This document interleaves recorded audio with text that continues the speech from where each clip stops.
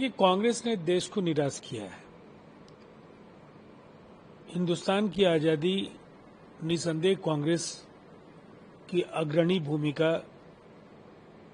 के बगैर संभव नहीं था, लेकिन आजादी के बाद के 50 वर्षों में कांग्रेस ने उत्तर दक्षिण विकसित पिछड़े राज्यों के बीच एक बड़ा फासला बढ़ाने का काम किया। लोगों को बांटने की उनकी कोशिशें बदस्तूर जारी रही और अंततः लोगों ने उन्हें छोड़ दिया।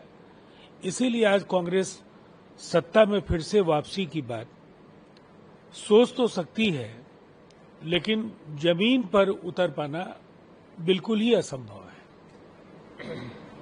मध्य प्रदेश में थे नरेंद्र मोदी, उन्होंने राहुल गांधी पे करारा हमला किया। जिस तरह से राहुल गांधी की बातें कही थी कि राहुल गांधी क्या अनाउंसमेंट करते हैं, उनके अनाउंसमेंट में केवल हंसी आती है और उन्हीं के पार्टी के लोग को समझ नहीं आता है। देखिए, लगातार राहुल गांधी के नेतृत्व से कांग्रेस के अंदर असंतोष बढ़ रहा है। चुनाव अनेक राज्यों में कांग्रेस ने घुटने टेक दिए और 10 साल तक 2014 तक सत्ता में रहने के बाद भी एक बार फिर से अगर वापसी की बात वो सोचते हैं तो कांग्रेस को निसंदेह एक वैकल्पिक रणनीति पर काम करना होगा। राहुल जी के बगैर कांग्रेस अगर आगे का कोई भविष्य सोच सकती है तो निसंदेह इस दिशा में कांग्रेस के नेताओं को और कार्यकर्ताओं को सोचना चाहिए। बीएसपी चीफ मुजफ्फरनगर में थी मायावती, उन्होंने कहा है कि हमारी सरकार केंद्र में अगर आएगी तो वेस्टर्न उत्तर प्रदेश को सेपरेट स्टेट बना देंगे। अब सवाल है, कुछ सीटों पर चुनाव लड़ करके देश में सत्ता,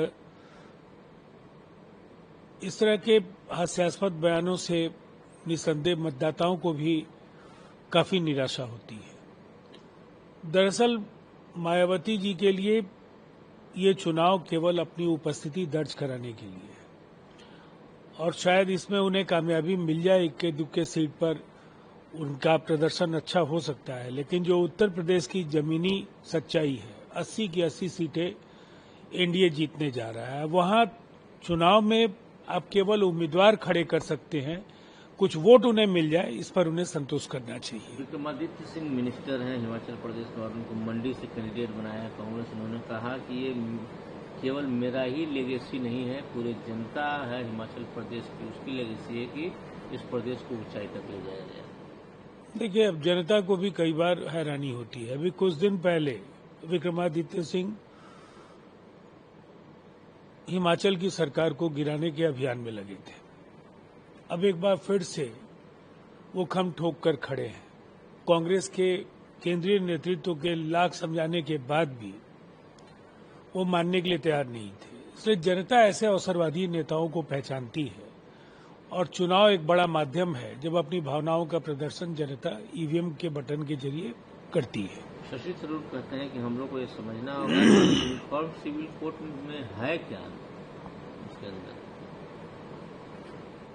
अब अगर शशि थरूर जैसे जागरूक नेताओं को कुछ बातें समझ में नहीं आती है, कई प्रश्नों पर जदयू की असहमति रही है, लेकिन जिस तरीके से ज्यादातर विवादित मसलों को एनडीए सरकार ने काफी बेहतर तरीके से देश में बगैर वैमनस्य और तनाव बढ़ाए उनको जमीन पर उतारने का काम किया है, उनके फैसलों पर अब लोगों को भरोसा होता है।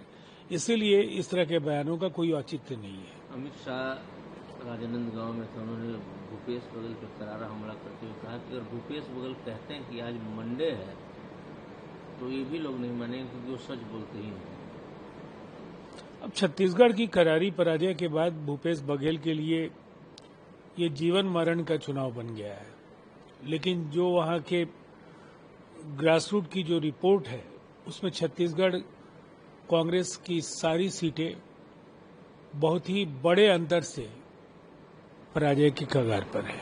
एसटी हसन समाजवादी पार्टी के नेता कहते हैं कि one nation one election practically possible है। अगर बीच में कोई सरकार गिरेगी तो क्या 5 साल तक इंतजार करना पड़ेगा? देखिए, ये इन सवालों का ही तो समाधान ढूंढने की कोशिश हो रही है। हिंदुस्तान की आज़ादी के पहले 2 दशक तक वन नेशन वन इलेक्शन काफी कारगर तरीके से लागू था। सरकारों के गिरने की वजह से ही चुनाव समय समय पर होते रहे, लेकिन देश में एक चुनाव एक देश ये असंभव नहीं है। इससे संसाधन कम खर्च होंगे और विकास की जो योजनाएं हैं वो हर साल किसी न किसी राज्य या किसी